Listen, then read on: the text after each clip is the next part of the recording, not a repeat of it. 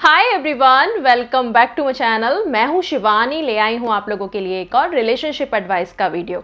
आज की वीडियो में मैं आपको बताऊंगी कि अगर आपकी शादी फिक्स हो गई है, इंगेजमेंट हो गई है और इंगेजमेंट से लेके शादी तक का जो बीच का टाइम होता है उस टाइम को कैसे स्पेंड किया जाए अपने पार्टनर के साथ। बहुत सारे लोग कंफ्यूज होते हैं कि फ़ोन पे बात करनी चाहिए, नहीं करनी चाहिए, कितनी करनी चाहिए, क्या बात करें, होने वाले हस्बैंड के साथ रोमांटिक बातें करें या ना करें। बहुत सारी चीज़ें मन में आती हैं। तो आज की वीडियो में मैं थोड़ी सी आपको इसी बारे में गाइडेंस देने वाली हूँ। एंड तक ज़रूर देखिएगा और मेरी बातें और मेरे टिप्स आपको अच्छे लगें तो एक लाइक तो कर दिया करो यार। एक छोटा सा लाइक करने में क्या जाता है, लेकिन मुझे बहुत अच्छा लगता है जब मैं देखती हूँ कि ज़्यादा से ज़्यादा लोग मेरी वीडियोस देखते हैं, पसंद करते हैं। और आपकी जान पहचान में कोई है जिसकी शादी अभी रिसेंटली फिक्स हुई है या शादी होने वाली है, उनके साथ ये वीडियो ज़रूर शेयर कीजिएगा। आइए अब शुरू करते हैं आज का वीडियो। Let's get started. सबसे पहला सवाल जो मन में आता है वो ये कि क्या कॉल पे, मैसेजेस पे, मैसेंजर्स के थ्रू आपस में एक दूसरे के साथ बात करनी चाहिए या नहीं करनी चाहिए और कितनी करनी चाहिए। जहाँ तक बात रही कि करनी चाहिए या नहीं, तो डेफिनेटली करनी चाहिए। देखिए, आजकल सोशल मीडिया का ज़माना है, फ़ोन आजकल सबके पास होते हैं और ऐसे में अगर आप कंप्लीटली अगर उन्हें गोस्ट कर दोगे, नहीं उनसे बात करोगे, तो कहीं ना कहीं उनके मन में भी एक डाउट आएगा कि मतलब पता नहीं क्या रीज़न है।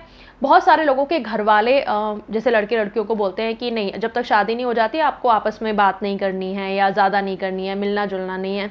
तो ऐसे में फिर पेरेंट्स के ऊपर भी कहीं ना कहीं ब्लेम आता है कि वो ऐसा क्यों कह रहे हैं, क्या ये लड़की को उन्होंने बिल्कुल ही ऐसे घर में दबा के रखा हुआ है या मतलब क्या रीज़न है, कहीं इस लड़की का या लड़के का कहीं और चक्कर वक्कर तो नहीं है, कोई और बॉयफ्रेंड गर्लफ्रेंड तो नहीं है जिसकी वजह से मुझसे बात करने को मना की जा रही है। तो ऐसे में ना बहुत सारे नेगेटिव ख्याल आपके पार्टनर के मन में या उनकी फैमिली के मन में आ सकते हैं।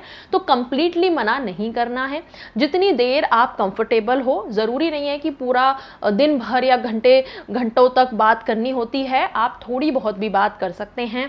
नॉर्मली उनका हालचाल जानना, अपना बताना, और बहुत ज़्यादा भी खुद को अवेलेबल नहीं दिखाना होता है कि उनको लगे कि इसकी ज़िंदगी में तो कोई काम ही नहीं है। और बहुत ज़्यादा ओवर बिजी भी खुद को नहीं दिखाना है।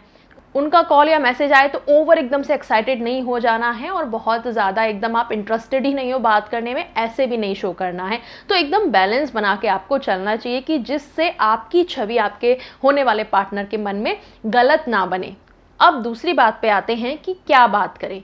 देखिए, करने को तो वैसे दुनिया जहान की बातें होती हैं, लेकिन अगर आप इस तरीके की बातें करेंगे जिसमें कि आप अपने पार्टनर को थोड़ा जानने की, समझने की कोशिश कर रहे हो और अपनी चीज़ों के बारे में उन्हें कहीं ना कहीं बता रहे हो जिससे कि वो आपको एक बेहतर तरीके से जान सकें, तो उसके बारे में बात करें। जैसे कि आपकी हॉबीज़, आपको क्या क्या चीज़ें पसंद हैं जैसे खाने में, और क्या किस तरीके का आपको क्यूजीन पसंद है, कहाँ बाहर ज़्यादा अच्छा लगता है खाना, बाहर जाते हैं तो किस तरह के रेस्टोरेंट में खाते हैं या स्ट्रीट फूड ज़्यादा खाते हैं, या घर में भी क्या क्या चीज़ें पसंद है। तो एक दूसरे की पसंद और नापसंद को जानने की कोशिश करनी चाहिए, हॉबीज़ को जानने की कोशिश करनी चाहिए।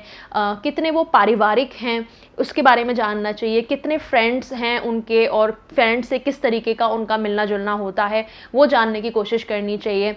और कहीं ना कहीं बातों बातों में उनका फैमिली और बैकग्राउंड वगैरह, फैमिली का कैसा माहौल है, फैमिली के लोगों का कैसा नेचर है, वो सब जानने की कोशिश करें। और ये धीरे धीरे धीरे से आप इस्टेब्लिश करें। एकदम से उन पे क्वेश्चंस की बारिश ना कर दें, लेकिन बातों बातों में धीरे धीरे ये सब चीज़ें जानने की कोशिश करें। अगर किसी भी सवाल पे वो थोड़े से चिड़चिड़े हो जाते हैं या ऐसे बोलते हैं कि अरे ये क्यों जानना है तुम्हें, तो तभी के लिए लड़ाई झगड़े ना करें और ऐसे ना बोलें कि क्यों क्यों नहीं बता सकते। मतलब मुझे ऐसा लगता है कि आपको बहुत ही प्यार से और एकदम मतलब सॉफ्टली बात करनी चाहिए अपने होने वाले पार्टनर से। देखिए, मैं मानती हूँ कि शादी में लड़ाई झगड़े और थोड़ी नोकझोंक वगैरह सब कुछ होती है, लेकिन जहाँ पे अभी अभी आपका रिश्ता बनना शुरू हुआ है तो वहाँ पे लड़ाई झगड़े बिल्कुल भी नहीं होने चाहिए। बहुत ही आप प्यार से बात करें।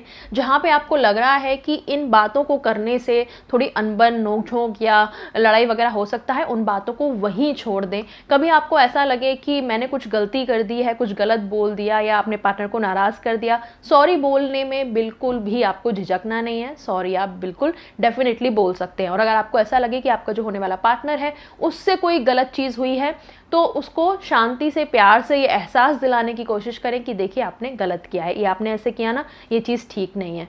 तो प्यार से आप समझाएंगे तो हर इंसान सुनेगा, और चाहे उसको कोई एंगर इश्यू हो, गुस्सा ज़्यादा आता हो, चिड़चिड़ा रहता हो, कोई भी प्रॉब्लम हो, अगर आप अपना कामनेस नहीं छोड़ेंगे, आप नहीं चिड़चिड़ाएंगे, आप नहीं एकदम एंगर में आ जाएंगे, एकदम गुस्से में आ जाएंगे, तो आप अगर प्यार से वो हैंडल करेंगे चीज़ें, तो हम हर कोई इंसान है यार, हर किसी का दिल है, वो पत्थर नहीं है, तो आप प्यार से चीज़ें हैंडल करेंगे तो डेफिनेटली हो जाएंगे। और शुरू से ही आपका रिश्ता में एक बहुत ही कनेक्टेड वाला रहेगा कि एक इंसान थोड़ा डिसबैलेंस होता है तो दूसरा उसे संभाल लेता है। अब तीसरा क्वेश्चन आता है कि आई लव यू बोलना चाहिए या नहीं, और कब बोलना चाहिए। आपका पार्टनर अगर आपसे कह रहा है आई लव यू, तो उसको क्या रिप्लाई करें। क्या आपको भी कहना चाहिए जस्ट बिकॉज कि उन्होंने कहा है, या आपको खुद से कहना चाहिए या नहीं कहना चाहिए, कब कहना चाहिए, उस पर बात कर लेते हैं, क्योंकि आजकल ये वाली चीज़ें काफ़ी कॉमन हो गई हैं। तो देखिए, बिल्कुल शुरू में ही एकदम से आई लव यू ना कहें, वो थोड़ा फेक लगेगा, क्योंकि अभी आप उनको अच्छी तरीके से अभी जान भी नहीं पाए हो, इतना कंफर्टनेस नहीं है आपके बीच में, तो एकदम से आई लव यू ना कहें। अगर आपको उनकी तारीफ करनी है, उन पे प्यार आ रहा है, तो I like this about you ऐसे करके कह सकते हैं कि मुझे आपकी ये बात बहुत पसंद है, या उनकी ऐसी ही तारीफ करें। दूसरे शब्दों में आई लव यू कहे बिना भी आप अपने प्यार का इजहार कर सकते हैं, या फिर उन्हें बता सकते हैं कि वो आपको कितने पसंद हैं। तो इस तरीके से थोड़ा थोड़ा पहले तारीफ से शुरुआत करें। आप में मुझे ये चीज़ अच्छी लगी, मुझे ये वाली चीज़ आपकी बहुत पसंद आई, ये वाला आप इस तरीके से करते हो, मुझे बहुत अच्छा लगता है। इस तरीके से शुरुआत करें, और बाद में जब आपका दिल से मन करे आई लव यू कहने का, तो डेफिनेटली आप कह सकते हैं। या फिर ये भी कह सकते हैं कि मुझे आपसे धीरे धीरे प्यार होने लगा है, I am falling in love with you. इस तरीके से भी कॉम्प्लीमेंट उनको दे सकते हैं। मेरी नेक्स्ट टिप आप लोगों के लिए ये है कि थोड़ी सेंसिबल बातें करें। बहुत सारे लोगों का थोड़ा चुलबुला नेचर होता है, मस्ती मजाक का नेचर होता है, लेकिन थोड़ा सा फिर भी आपको शुरुआत में संभल के रहना चाहिए। देखिए, अभी आप उनको इतना जानते नहीं हो, उनके नेचर को उतना ज़्यादा जानते नहीं हो, उनको किस बात से बुरा लग जाए पता नहीं। तो जब तक शादी नहीं हुई है तब तक जितना हो सके थोड़ा संभल के बोलने की कोशिश करें, थोड़ी सेंसिबल बातें करें, ऐसी बातें करें कि जिससे आप समझदार दिखें, एक सेंसिबल ऐसे इंसान दिखें कि शादी के बाद आप शादी की जिम्मेदारियां संभाल सकते हो। उनको ये फील हो, ऐसा ना हो कि आपसे बात करके उनको ऐसा फील हो कि अरे ये तो अभी बच्ची सी है ही, मतलब एज तो हो गई है लेकिन इसका नेचर ऐसा है। या लड़के भी कितनी बार ऐसा होते हैं कि ये चीज़ दिखाते हैं कि वो इतने मैच्योर नहीं हैं, तो ऐसे ना करें। अगर अभी तक आप में मैच्योरिटी नहीं आई है तो आई थिंक ये बिल्कुल सही टाइम है कि अब आपकी शादी होने वाली है। शादी के साथ साथ उसकी जिम्मेदारियाँ भी आती हैं, तो उन जिम्मेदारियों को समझें, थोड़ा थोड़ा सेंसिबल हो जाएँ और थोड़े मैच्योर हो जाएँ।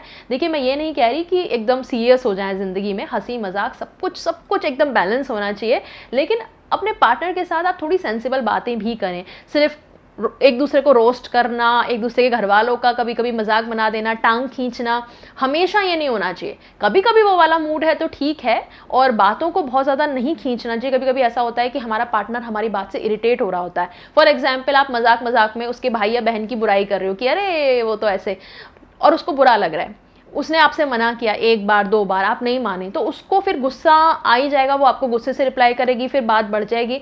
तो अपने पार्टनर के ये वाले क्यूज भी समझे कि अगर उसे किसी बात से परेशानी हो रही है, चिड़चिड़ापन हो रहा है, अच्छा नहीं लग रही उसको वो बात, तो तुरंत उस बात को वहीं रोक के दूसरी बात करने लगे।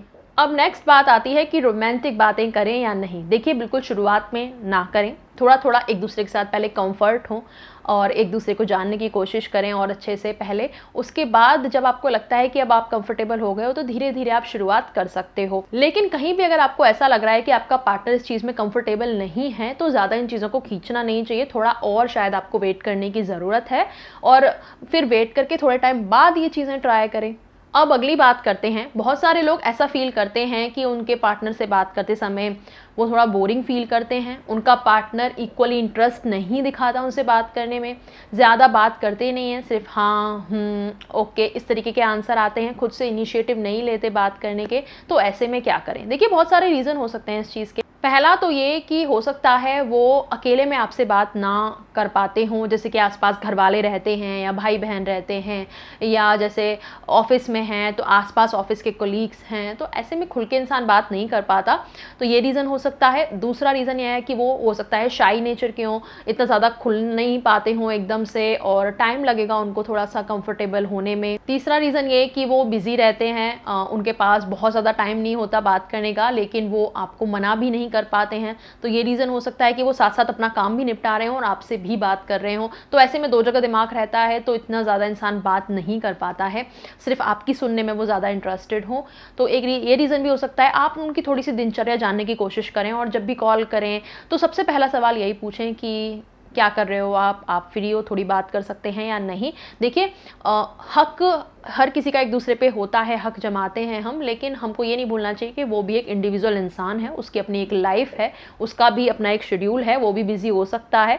और ऐसे हमें एकदम एंटाइटलनेस नहीं दिखानी चाहिए कि नहीं तुमको मुझसे बात करनी पड़ेगी, नहीं तुम काम छोड़ के पहले मुझसे बात करो। I mean, अभी अभी आप आए हो उनकी ज़िंदगी में, उनकी ज़िंदगी में आप एक हिस्सा बनने जा रहे हो, आप उनकी होल वर्ल्ड नहीं हो, ठीक है। और जो लोग ऐसा करते हैं, प्रेशराइज करते हैं और इस तरीके से इरिटेट करते हैं अपने पार्टनर को कि नहीं नहीं मुझसे बात करनी पड़ेगी, नहीं नहीं काम बाद में कर लेना, अरे मतलब फिर वो कैसे बात करेगी इंटरेस्टेड होके आपसे। आप उनको प्रॉपर्ली स्पेस दे कि अच्छा जब फ्री होगे तो मुझे बता देना, मैसेज कर देना, तब बात करेंगे। एक दूसरे के साथ इस तरीके का अपना टाइम टेबल सेट करें कि जब आप दोनों फ्री हो उस टाइम पे, इस तरीके से थोड़ा सा अपना टाइम निकालें कि जब दोनों फ्री हो, चाहे वो आधे घंटे का टाइम हो, 1 घंटे का टाइम हो, या फिर मैसेजिंग का टाइम हो, कि वो बात नहीं कर सकती लेकिन उस टाइम पे मैसेज कर सकते हैं, तो मैसेज के थ्रू आप बात कीजिए। इसमें क्या होता है ना कि मतलब बात भी हो जाएगी और एक दूसरे का कंफर्ट का, एक दूसरे के पर्सनल स्पेस का आप ख्याल भी रख रहे हो। नेक्स्ट रीज़न ये हो सकता है कि हो सकता है वो शादी में अभी इंटरेस्टेड ही ना हो, शादी के लिए तैयार ही ना हो, उनके मन में डाउट हो शादी को लेके या आपको लेके। तो ऐसे में भी इंसान थोड़ी सी कम बात करता है, या कभी कभी होता है कि घर वाले प्रेशराइज करके शादी करा रहे होते हैं। तो आप बातों बातों में ये चीज़ें जानने की कोशिश करो कि क्या रीज़न है जिसकी वजह से वो आपसे कम बात करते हैं। कई बार ऐसा होता है कि बात करते टाइम आपको ऐसा फील हो कि जो आपका पार्टनर है वो आपको बहुत ज़्यादा एटीट्यूड दिखाता है, बहुत ज़्यादा एकदम घमंड में आपसे बात करता है, आपको नीचा दिखाने की हमेशा उसकी कोशिश रहती है, आपके घर वालों के बारे में कुछ ना कुछ बुरा बोलता रहता है, बहुत ही ज़्यादा डिसरिस्पेक्टफुल है और इंसल्टिंग उसका बिहेवियर है। और ऐसा कभी कभार हो जाए, अगर बहुत ज़्यादा लड़ाई हुई है, दैट्स अ डिफरेंट थिंग कि चलो बात आगे बढ़ गई।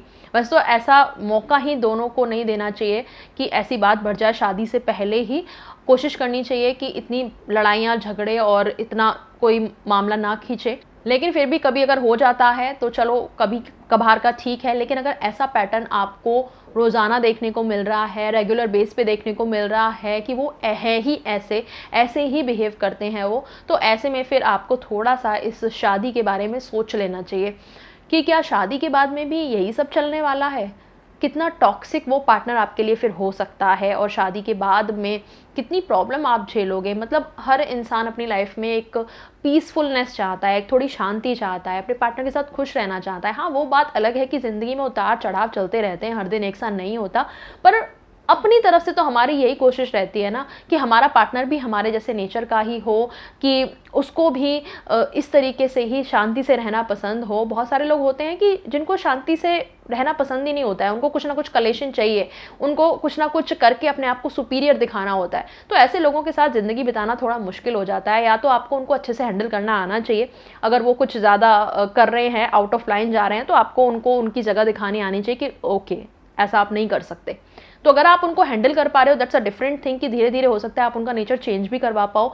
लेकिन आप उनकी बातें सुन के अगर रोने लग जाते हो, या बहुत बुरा फील करते हो, या ऐसा फील करते हो कि क्या होगा मेरा, कैसी होगी मेरी लाइफ, ये कैसा रिश्ता हो गया, मतलब अगर इतनी ज़्यादा नेगेटिविटी हो रही है शादी से पहले ही, तो थोड़ा सा अपने घर वालों से इस बारे में बात कर लें और थोड़ा कम बात करें। कभी कभी ऐसा भी होता है कि हम बहुत ज़्यादा अगर बात करते हैं ना, मैंने देखा है बहुत सारे लोगों को पूरी रातें बात चल रही हैं, पूरा दिन मैसेजिंग चल रहे हैं, उठते ही पहले मुंह नहीं धोया, ब्रश नहीं किया, मैसेजिंग शुरू, और सोते टाइम भी एकदम लेट हो रहा है, एकदम बहुत ज़्यादा इन्वॉल्व हो जाते हैं एक दूसरे के साथ में। और ऐसे में जब आप अपनी लाइफ के काम नहीं कर पा रहे हो, अपने आप को ठीक से मैनेज नहीं कर पा रहे हो, शादी से पहले इतने काम बढ़ जाते हैं, वो सब नहीं कर पा रहे हो और अपने पार्टनर को आपको हमेशा टाइम देना है, तो ऐसे में चिड़चिड़ापन रहता है, ऐसे में आप ठीक से बात भी नहीं कर पाओगे। तो मेरा मतलब ये है कि बहुत ज़्यादा मिसमैनेजमेंट और बहुत ज़्यादा एक दूसरे से बेकार से रूडली बात करना, उससे ज़्यादा फोकस करें कि चाहे थोड़ी बात हो, आधा घंटे 1 घंटे बात हो, लेकिन वो बहुत अच्छे तरीके से बात हो। अब आएगी मेरी लास्ट टिप, और वो ये कि कितनी बार अपने पार्टनर से बात करते टाइम आपको ये फील होता है कि उनके साथ पता नहीं कैसे निभेगी मेरी, उनकी कुछ ऐसी आदतें जो आप बिल्कुल भी टॉलरेट नहीं कर पाते हो। जैसे कि बहुत सारे लोग स्मोक करते हैं, ड्रिंक करते हैं, और शादी से पहले वो बताते नहीं हैं, लेकिन जब रिश्ता पक्का हो गया, बहुत सारे लोगों की तो इवन एंगेजमेंट तक हो जाती है, उसके बाद में आपको ये चीज़ें पता चल रही हैं, और आप अगर ऐसे इंसान हो कि इसके साथ आप नहीं एडजस्ट कर सकते, ऐसी कोई बात आपको पता चली, या जैसे कि अभी करंट में उनका कोई गर्लफ्रेंड या बॉयफ्रेंड है, वो शादी के लिए इंटरेस्टेड नहीं है, दबाव डाल के उन पे शादी करवाई जा रही है, या बहुत ही चाइल्डिश है, मैच्योरिटी नहीं है, शादी की रिस्पॉन्सिबिलिटी लेने के लिए तैयार नहीं है, या और कोई भी ऐसा रीज़न जिसकी वजह से अगर आपके मन में डाउट आ गया है, तो मेरे हिसाब से ऐसे डाउट में शादी नहीं करनी चाहिए। छोटे मोटे रीज़न इग्नोर किए जा सकते हैं, थोड़ी बहुत आदतें मिसमैच्ड हैं आपकी, उनको एडजस्ट किया जा सकता है, लेकिन सिर्फ ऐसे इंसान के साथ ही जिसमें एडजस्टिंग बिहेवियर हो। आपको बात करते करते ये भी पता चल जाएगा कि वो कितना एडजस्ट करने में बिलीव रखते हैं, उनका क्या सोचना है, किस तरह की थिंकिंग है। तो कई बार इससे भी बहुत सारे लोगों को थोड़ा सा ये हो जाता है कि वाओ, मतलब क्या कमाल का पार्टनर मुझे मिलने वाला है, मेरी तो बहुत अच्छी जमेगी। और कितनी बार ऐसा हो जाता है कि हे भगवान, अब क्या होगा मेरा। तो अगर ये वाली फीलिंग आ जाए और बहुत ज़्यादा डाउट्स मन में आ गए, तो ऐसे में मेरा सजेशन तो यही रहेगा कि आप थोड़ा सा घर वालों से बात कर लें इस बारे में। आपके पास अभी मौका है, आप कुछ एक्शन ले सकते हैं, इस शादी को तोड़ सकते हैं।